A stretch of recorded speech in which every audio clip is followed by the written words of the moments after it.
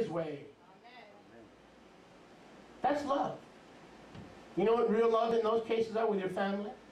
Those who are hard-headed and don't walk with Yeshua. You love them enough to leave them alone. And P.S. love me enough to leave me alone. Don't chase tails. And we go through these holiday seasons, and whether they're secular or family traditions, and then sometime after the event is over, we feel depressed or despondent or confused. You know, I haven't said a word, we haven't, nothing. Why don't I feel comfortable? Why do I feel dirty? Why do I feel like I need to take a shower? Why do I feel like they hate me? Did you ever have somebody smile to your face and you just knew behind that smile they hated you? They were smiling, showing you the pearly white handiwork of the dentist in Pembroke Pines, but underneath, they were Texas chainsaw massacring you underneath. Come on now, sing to me, talk to me, do something. And the Texas Chainsaw Massacre going, but they show you those pearly whites. Not to be confused with pearly gates, because pearly gates are pure. Pearly whites don't necessarily mean diddly squatters. That's pig Latin for diddly squat. YHWH 1355. More questions. Is not this Yeshua, the carpenter's son? Ben Binah, we had a teaching on that in the Soa, and we won't get into it today. Of course he's the carpenter's son. The Father is the carpenter. The Freemasons are wrong, but one thing is true. The Heavenly Father is the master carpenter of the universe, and he was the carpenter's son. But that's another teaching for another time. Is not his Ima called Miriam? Yes. Are not his brothers called Yaakov, Yosef, Shimon, and Yehuda? Yes. Are not his sisters all with us? Yes. So from when has this man all these things?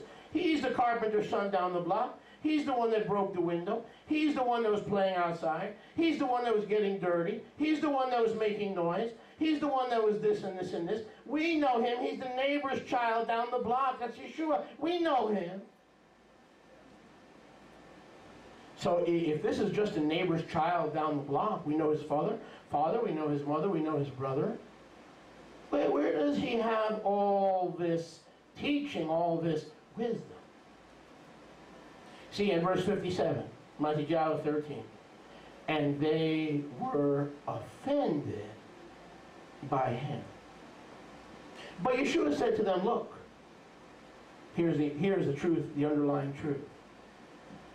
A Navi, a prophet, is not unappreciated. Meaning, a true Navi is appreciated everywhere. If you're a Navi, you're a spokesman for Yahweh, you're a mouthpiece for Yahweh, you're a servant of Yahweh, you can receive acceptance, accolades, and love, and receptivity anywhere you go, except in your own family, among your own kinfolks. Oh, that's not a prophet, that's Tehillah. Remember when she did that? How could Rabbi Moshe be an apostle? He leaves his socks on the floor. He comes in from golf and there's mud all over the house. What kind of a prophet is that? If he were a prophet, he would at least clean his shoes when he comes in.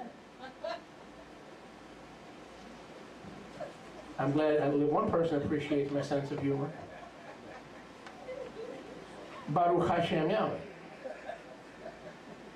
So Yeshua leaves us this underlying principle. A Navi is not unappreciated anywhere except in his own country, in his own bayit. In other words, brothers and sisters, your faith will offend unbelieving members of your family, even as Yeshua's public behavior and declarations offended his biological family. Was Yeshua a prophet? Was Yeshua a Navi? Yes, he was, but his behaviors and his declarations and his doctrine offended his physical family. Are we greater than Yeshua? A servant is not greater than his master. If they call the master of the house Beelzebub, what are they going to say about you? He's not loving, he's not kind, he's not this, he's not that, he's not this. If they call the master of the house Beelzebub, what is your own family going to say about you? A servant is not greater than his master.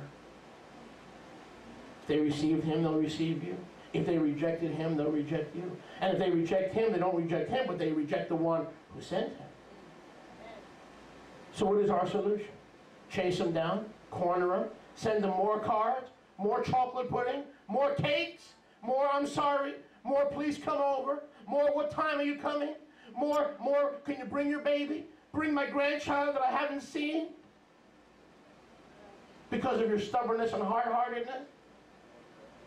Chase them down, hound them, send them telegrams, candles. No, because that's chasing a tail. Turn to your neighbor and say, don't let me catch you chasing no tails. Go ahead. Don't let me catch you chasing tails.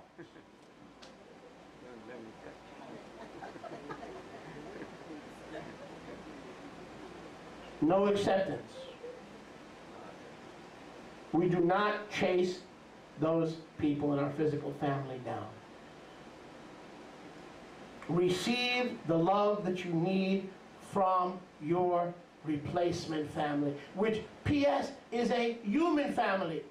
Can I see if you've come to believe through the born-again experience that you are a human being? Can I see your hand, please? Praise Yahweh for the born-again experience, huh? Well, hello, what am I, chopped liver? What are you, chopped liver? We are a replacement human family because we are human beings.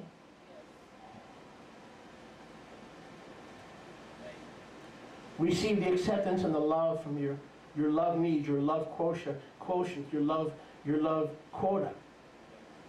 From your new family in Mashiach. Forsaking your physical family has no eternal repercussion if they reject you. Has no repercussion. Let's assume everybody in your physical family rejected you this Thanksgiving and this so-called secular holiday season. So what? There are no eternal repercussions. Make sense? Yep. Nevertheless, we are commanded to draw close to our new family, the one Yeshua has chosen for us. After all, Abba knows best. This is the family, your brothers and sisters, who hear the word of Yahweh, have faith in the blood of Yeshua, and obey the Torah like Yeshua did. We are the family that Yahweh has chosen for you. Praise be Yahweh. That is our primary family. And we are to chase their love and their acceptance and love one another. And this way all men will know that we are his Tommy. This is where love happens. This is where you accept me as a mouthpiece for Yahweh, and I accept you as a servant and a mouthpiece for Yahweh. We accept each other's calling. We accept each other's anointing. We accept each other's ordination by Yahweh, because Yeshua said, I have ordained you that you should bear fruit, and that your fruit should remain, somebody. Amen. This is where love happens. This is the oasis of love. You don't have to go to Houston, Texas. This also is an oasis of love. Even though my name is not Joel Osteen, because I'm cuter than he is. I hear somebody going, yeah, right. Remember, Abba knows best. Father knows best. He actually made a family out of all of us as individuals. And remember Yeshua's teaching. A true prophet or man or woman of Yahweh cannot be received in his own family. Think about that. Dad, that's a spiritual law. You cannot be received in your own family. They will not accept you as a mouthpiece, as a spokesman, as a servant of Yeshua HaMashiach, Adonenu, Ozreinu, V'go Aleinu. They will not receive you. If they do, you are in deep Niagara Falls water.